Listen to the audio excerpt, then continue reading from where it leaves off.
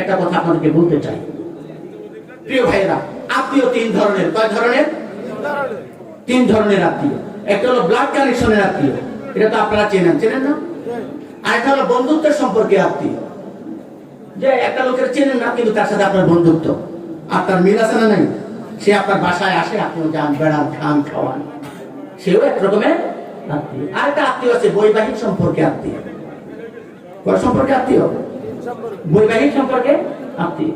যেটা বন্ধুত্বের সম্পর্কে আত্মীয়, এটা আত্মীয়, ঠিক আছে, তবে এটা শরীয়তের কোনো ভিত্তি নাই।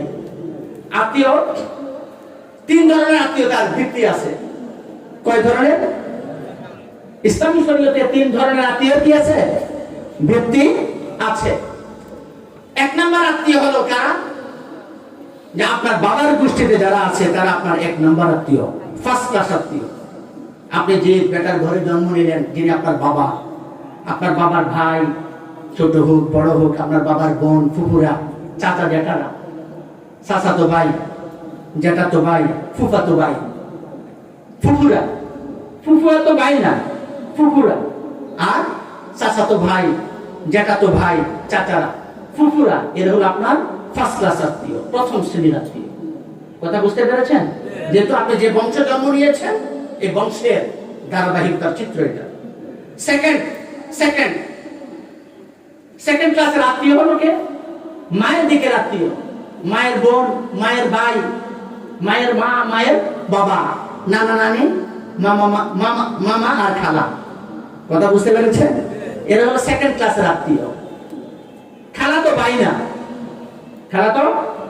না, সে আরেক বংশের। খালা তো বোন না, খালা, মামা আর মামা তো ভাই, এরা হলো আপনার সেকেন্ড ক্লাসের আত্মীয়।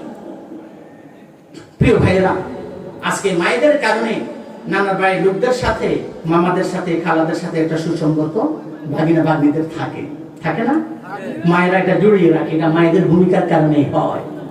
কিন্তু চোখ বন্ধ করে দেখুন, আপনার চাচাতো ভাইয়ের সাথে, জানাতো ভাইয়ের সাথে, ফুফাতো ভাইয়ের সাথে আপনার কি সুসম্পর্ক আছে? আইন ঠেলাঠেলি করেন, যুদ্ধ ঘোষণা করেন, এক যা আরেক যাকে দেখতে পারে না। তোমার ভাই এমনি কইছে, তোমার বোন এমনি কইছে, এভাবে গৃহযুদ্ধ লাগায়। আছে না নাই? আপনি আপনার ফার্স্ট ক্লাসের আত্মীয় স্বজনের বিরুদ্ধে যুদ্ধ লাগান। চিন্তা করেছেন? ফার্স্ট ক্লাস আত্মীয় কারা? বাবার দিকের আত্মীয়। সেকেন্ড ক্লাসের আত্মীয় কারা? মায়ের দিকের আত্মীয়। আর থার্ড ক্লাস আত্মীয় স্বজন হলো বৈবাহিক সম্পর্ক যে আত্মীয়তা। কিন্তু আমরা এমন তো শ্রীমন্দার হলাম, আমরা ফার্স্ট ক্লাস সেকেন্ড ক্লাস বাদ দিয়ে থার্ড ক্লাস আত্মীয় স্বজন নিয়ে পড়ে আছি না? সমস্ত কাজে কর্মে শ্বশুর বাড়ির লোকজনের আনাগোনা, আমার ভাইয়ের খবর নাই, বোনের খবর নাই, মায়ের দিকের আত্মীয় স্বজনের খবর নাই, বাবার দিকের আত্মীয় স্বজনের কোনো খবর নাই। আমরা এখন থার্ড ক্লাস ইমানদারে পরিণত হচ্ছি, থার্ড ক্লাস নাগরিকে পরিণত হচ্ছি। আমাদের সভ্যতা থার্ড ক্লাসের দিকে ধাবিত। প্রিয় ভাইরা, আপনি ব্যক্তিগত জীবনে নামাজি হতে পারেন, ধনাঢ্য ব্যক্তি হতে পারেন, আপনি অনেক পাওয়ারফুল হতে পারেন, তা ঠিক আছে। আপনি সদকা যাকাত হিসাব করে করে পাই করে দিয়ে দিচ্ছেন, আপনি সদকা আদায় করেন, যাকাতও দিচ্ছেন, কিন্তু আপনি ভাই বোনদের যে ওয়ারিশ সূত্রে যে মালিকানা যে হক, আপনি যদি সেটা আদায় না করেন, আল্লাহর কসম করে বলছি, আপনার জন্য জাহান্নাম অবধারিত। আপনি হক করে ইবাদত নষ্ট করেছেন। বন্ধুর হক যদি আপনি না দেন, এক নাম্বার আপনি আল্লাহ তাআলার হুকুমকে অমান্য করেছেন। দুই নাম্বার, বোনের হক না দেওয়ার কারণে আপনি আত্মীয়তার সম্পর্ক নষ্ট করেছেন। তিন নাম্বার, আপনি মানবিক নয়, এটাও আপনি বুঝাই দিলেন। তাহলে আপনি কত রকমের অপরাধী আপনি কি চিন্তা করেছেন? আপনি যদি ওয়ারিশ সূত্রে যে প্রাপ্যতা সেটা যদি আপনি বুঝিয়ে না দেন, আল্লাহর কসম আপনার জন্য জাহান্নাম অবধারিত। বান্দার হক আল্লাহ তাআলা কখনো ক্ষমা করেন না। আল্লাহর হক যেটা আপনি নামাজ পড়েন নাই, রোজা রাখেন নাই, আপনি যদি আল্লাহর কাছ থেকে মাপ নিতে পারেন, আমার কোনো সমস্যা আছে?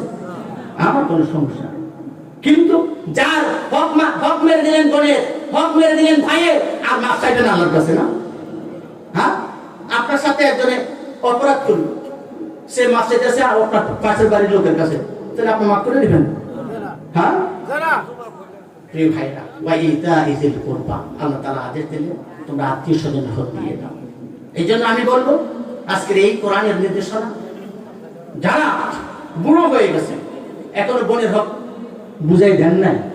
আপনারা যুক্তি দেন, বোন তো আসে না, নেয় না, হের লাগবে না। আচ্ছা ভাই, টাকা পয়সা ধন সম্পদ কার লাগে না? এটা কি একটা যুক্তি হলো? বলেন, এটা কি যুক্তি হলো? এটা কোনো যুক্তি নয়।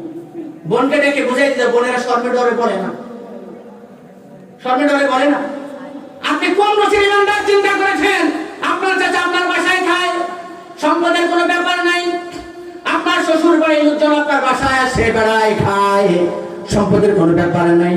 আপনার বন্ধু বান্ধব আসে, আপনার বাসায় খায়, বেড়ায়, সম্পদের কোনো হিসাব দরকার নাই। কিন্তু আপনার বোন ভাগিনা আসবে, এখানে কয় নাম আমার